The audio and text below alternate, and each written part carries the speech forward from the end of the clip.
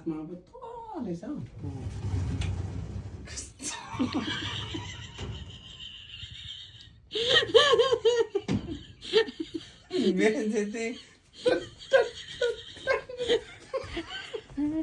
किन बेइज्जती भएर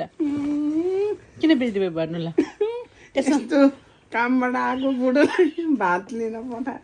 ल अनि कामबाट आएको बुढाले चाहिँ भात खाँदैन र त्यही भएर त नि ल्याइदिने हो नि त लिएर आ भन्ने हो र ल बुढो डिपेन्डेन्टमा ल्याएपछि अनि भात ल्याउनलाई के ठुलो कुरा हो अस्ति एउटा लिँदैहाल्यो त्यो डिपेन्डेन्टमा कोही पनि नआउनु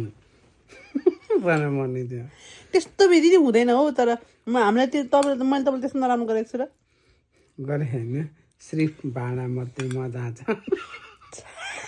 मैले चाहिँ मात्दिनँ भाडा मात्र हो अनि मैले चाहिँ मात्नु तपाईँले मात्नु भने के हो र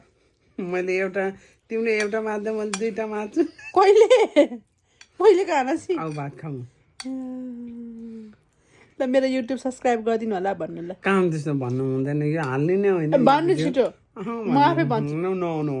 मेरो जीवन सरको नयाँ युट्युब च्यानल छ 10 जना फलो सब्सक्राइबर छ तपाईँले सब्सक्राइब गरेर 11 जनामा बनाइदिनु होला 11 जनामा पारिदिनु होला 11 जना बनिदिनु होला धन्यवाद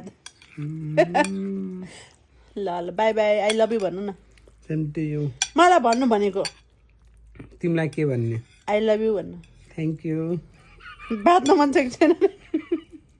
छिटो भन्नु न छिटो यही मान्छे हो यही मान्छे जापान आएर गोरो भएको यही काले मान्छे हो भन न अनि छिटो आई लभ भन्नु नि त अनि के भन्ने रे I love you thank you नबोल्नु जान्छ